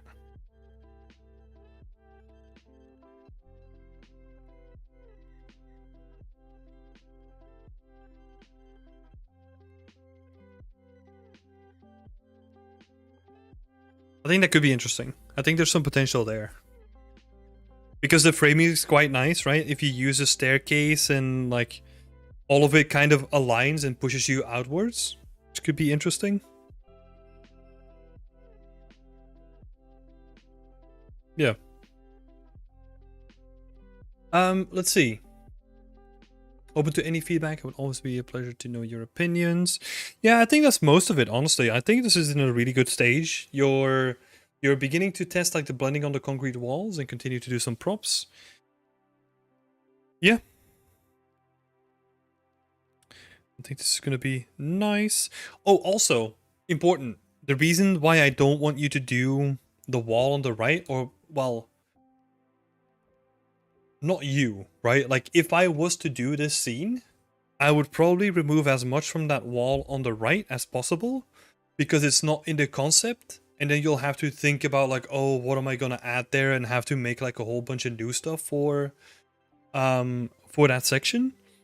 Which, yeah, you've already made the truck, or you're already gonna make the truck, so might as well make use of it. Yeah. Good luck, Lorenzo. Good luck. And yeah, I would say one last thing is it's a tricky one, right? Because it's kind of what I'm gonna say is you'll need to have knowledge about something that you're probably not knowledgeable about. Not you specifically, but like as an artist in general. What was I gonna say? My god, I completely lost my train of thought. Oh yeah. Since you're basing your work from a concept, you should always try to see why they did stuff in the concept. And like the stuff that I pointed out, right? It's relatively simple stuff, but like if you have 2 focal points, that's not gonna lead to like a pleasing image, or highly likely not. So you want like one strong focal point, and then the rest of it is kind of muted in comparison, right? So always try to look for like the underlying reasons of why they did something in the concept. That will help you understand or get closer to what they were thinking when building it.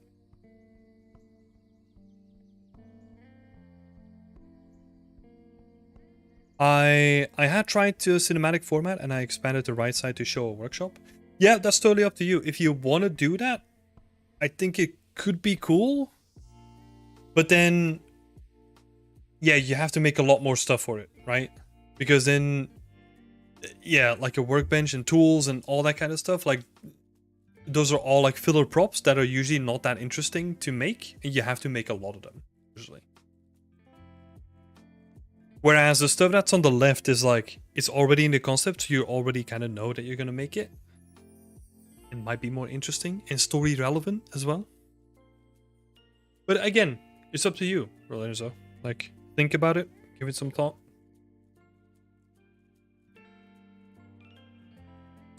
And thank you for putting your work here and sharing it with us as well. I mean, it's an interesting concept. I'm really curious where this is gonna go, so good luck. No worries, happy to help.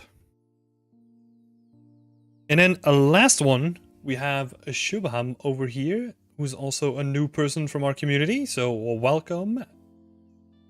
Shivam is just making blockouts, combining many concepts, and I made my mood board. Here's the output, waiting for Wednesday review. Okay, so it would be good again to share some of the references that you've been working on, so that we can get like a better look at it. I did something special for this.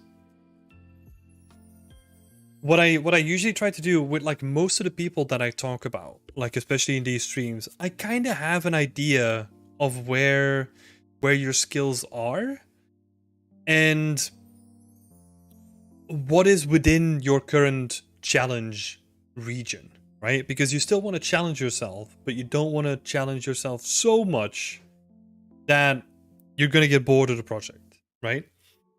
And looking at your portfolio, I think what might be the better choice, or my suggestion would be, is to really scope down and to focus on a corner that looks super interesting and you can put like a bunch more time into it.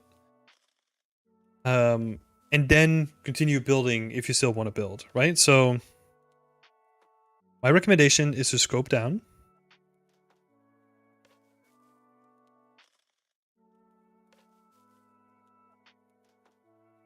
To like one building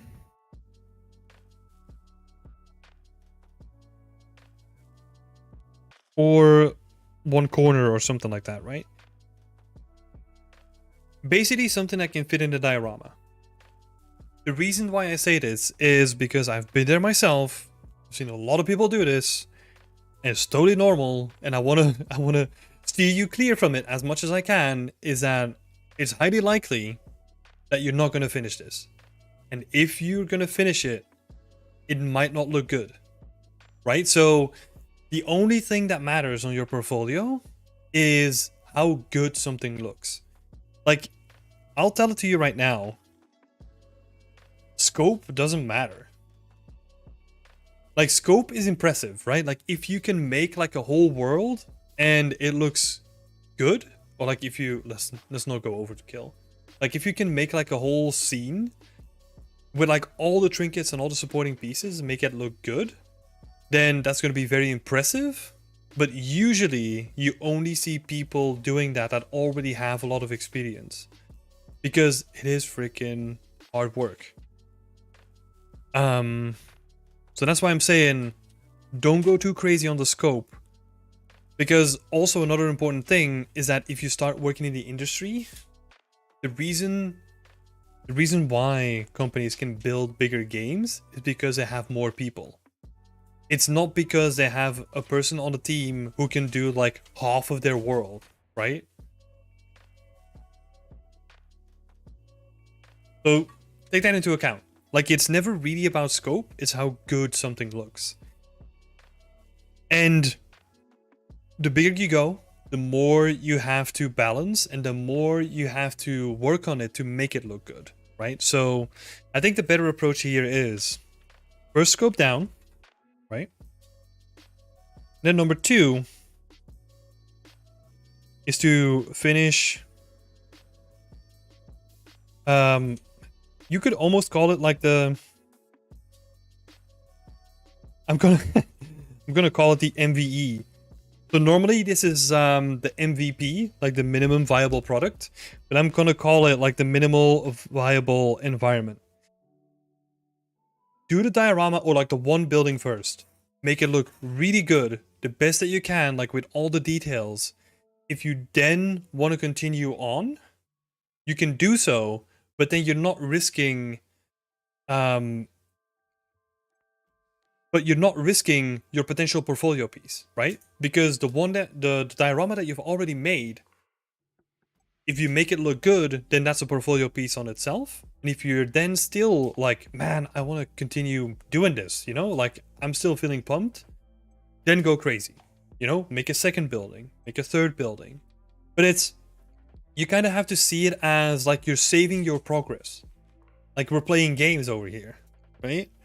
So you build your first level, then you save it, and then you build your second level. And then over time, you can make an environment if you wanted to.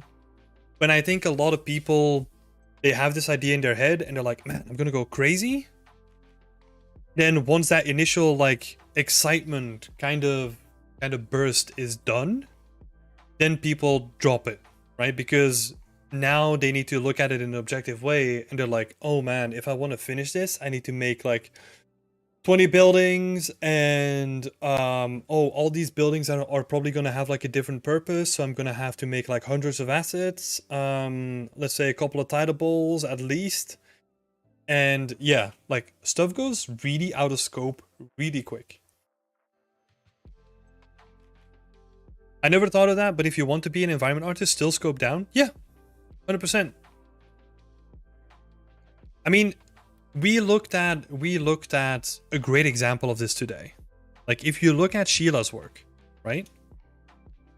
Like this is an environment that's perfect for environment artists because you can really break it down to like a couple of pieces without needing all the detail that you would need, right? Like ruins as a general topic are great for this because it's easy to break them down into like modular pieces and then build like a ton of ruins out of it, right? However, if you're going to build something like this, which let's say it's a marketplace, right? The stuff that's on here is only like very simple blockouts for buildings, but those buildings don't have a purpose yet. They don't have the supporting assets yet. They don't have like all the things that actually gives a building character yet, right? So there is like a ton of stuff in here that is calling for you to make like a bunch of stuff just to show that you can do like a couple of different houses, right? I think your time is better spent everywhere, like elsewhere. Bullborb is saying you could probably use a couple of trim sheets. Very true, but then if you make a few trim sheets, you still only have the facades of the buildings, right? It's just buildings. And then it's I mean, you would have to do trim sheets, right? Like for this, you want to work smart and not hard, so you would have to do for trim sheets. But then you're also spending a lot of time on like, cool, I have a base trim sheet. But now I need to make a shader that has like multiple layers because I want to create variation and then also color variation and all that kind of stuff, right? It all takes time. It's relatively technical as well. So if you're not too comfortable with all this stuff, it gets really overwhelming really quick. And this is the thing. This is why I started this conversation with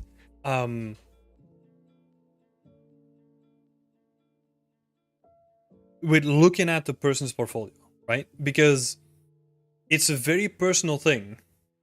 Like I know how to tackle this, right? And I know like a bunch of other people that will watch this video know how to tackle this too, and might even be comfortable with tackling something of this scale. But that doesn't apply to everyone, especially people that are relatively in their beginning.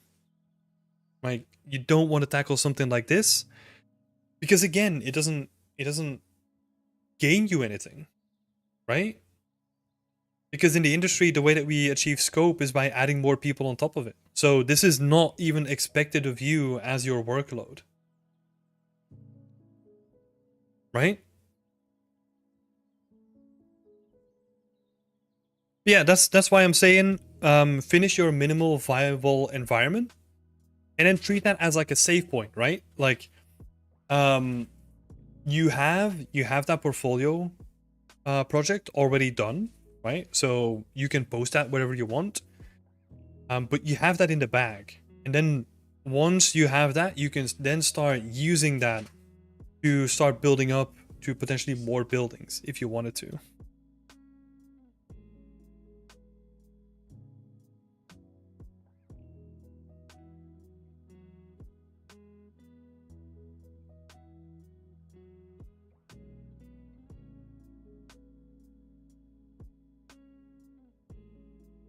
Right?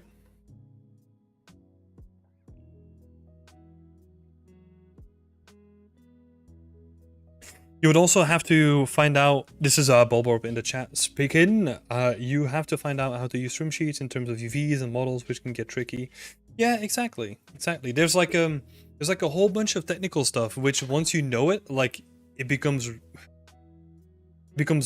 easier, right? Like it becomes more approachable for you. But if you haven't done it, like I'll give an example, right? Like how do I even draw this? So let's say this is your level of comfort, right? Like ideally, what the balance should be is 20% challenge and 80% comfort.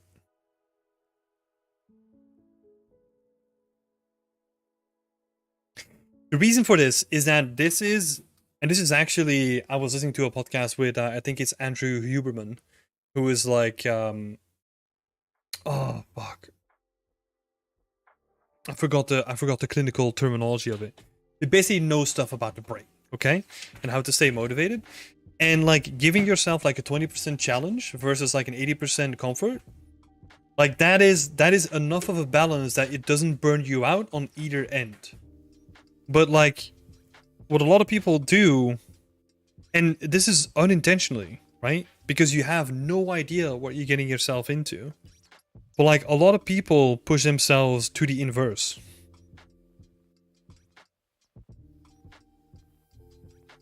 Where you're saying, we're not really talking about like a specific person in this, right? But like, I'll take myself where I was like, oh, I'll give an example even. I've got like a visual here.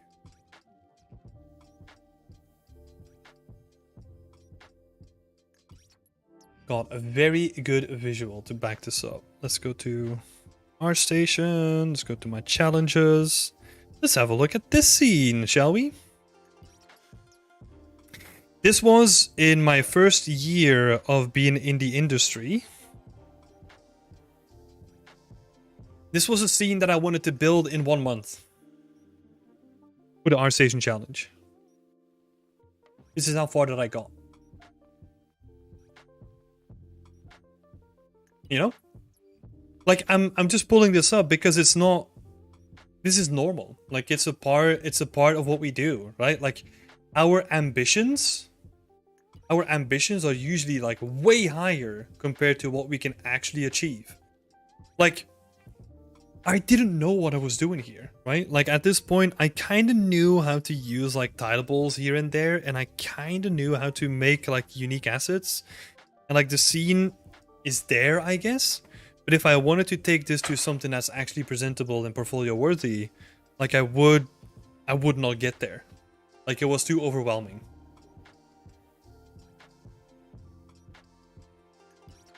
But for the people that really want to get through the 20% comfort, 80% challenge, isn't that more rewarding in the end? If you get to the end, it's more likely that you won't get to the end if the entire process is annoying you, right? You need something of like a quick win here or there, right? Like you need to have that. Because it also depends heavily on the time scale that we're looking at, right? Because let's say you do a project for a week and it's 80% challenge, 20% comfort, that's fine. I think that's totally fine.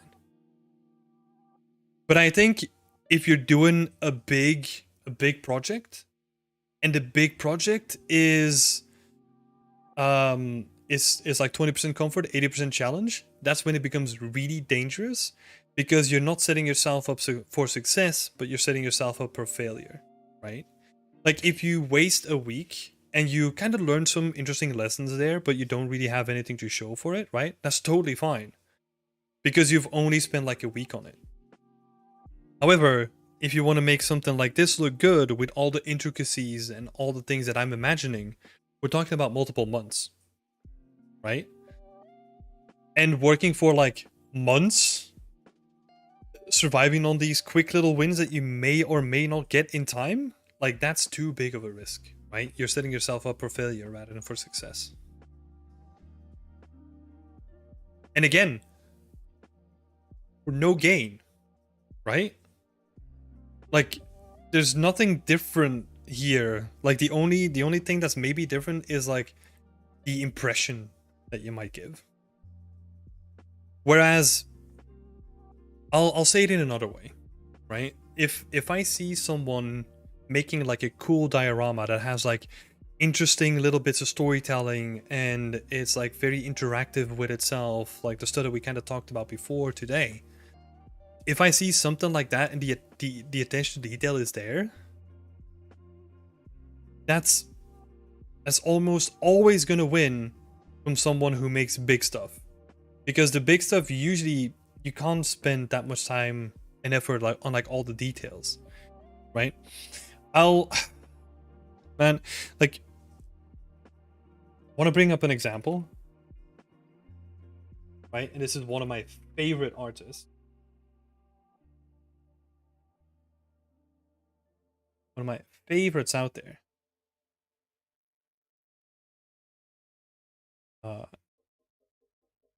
Get this.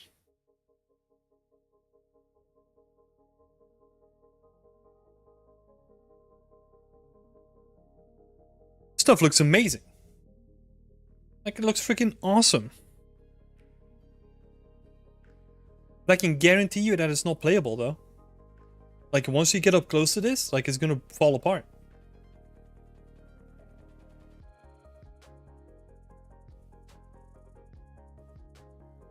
It's is like an awesome, man, I don't want to do it a disservice, right? Because I love it so much. But like, this is awesome if you would see that in a game as a background. But it's highly likely that you're not going to be able to explore it. Again, it's personal work, right? So who the fuck cares? But yeah. Like I rather, especially for like a beginner portfolio, I'd rather see like an attention to detail than just like, oh, scope with like a mediocre end result. Bulborb, that's a good question. Let's end it on that one. I think that's a good one. Is there a way to scope stuff down? Like, what would you keep / eliminate? So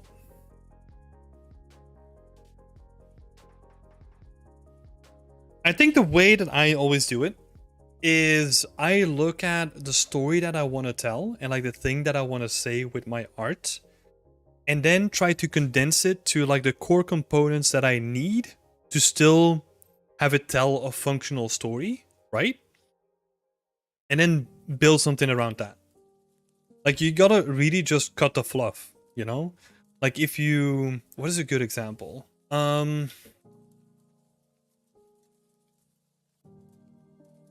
think of an example, right?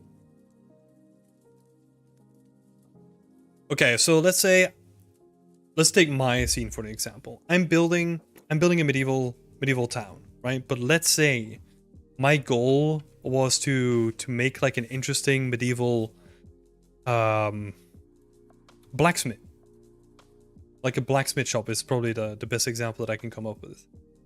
And I'm building like a section of a city surrounding it, right? The city is still there to kind of give it some credence that it is part of like a bigger thing, right? But is it necessary? No.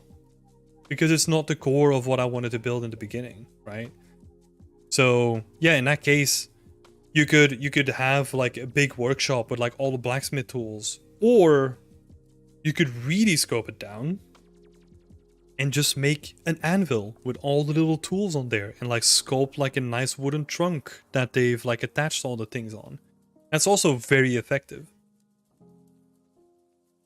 right? And that's where the story comes first, and then looking at your skill set as well on top of it. If you,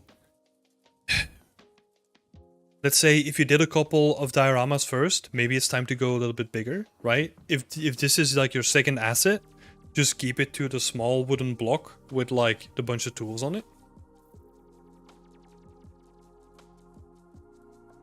It's again looking at the ratio, right? Like, let's say you've already done like a couple of assets. We're looking at the comfort zone, right? And then the thing that's gonna be new is like, oh, how do I compile like these assets in like a very interesting way, right? Like maybe sculpting is like a new thing. So yeah, thank you for the question. Yeah, and then I know that this can be demotivating, right? Especially this is more towards Shubham here. I know that this might be demotivating, but I swear to you, in the long run, this is gonna help you make a better portfolio.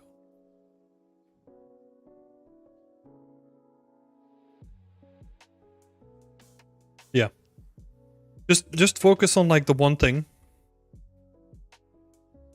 The one corner or like the one building I think could be good. Or maybe like an interior scene, you know, with like a bunch of cool stuff. Yeah.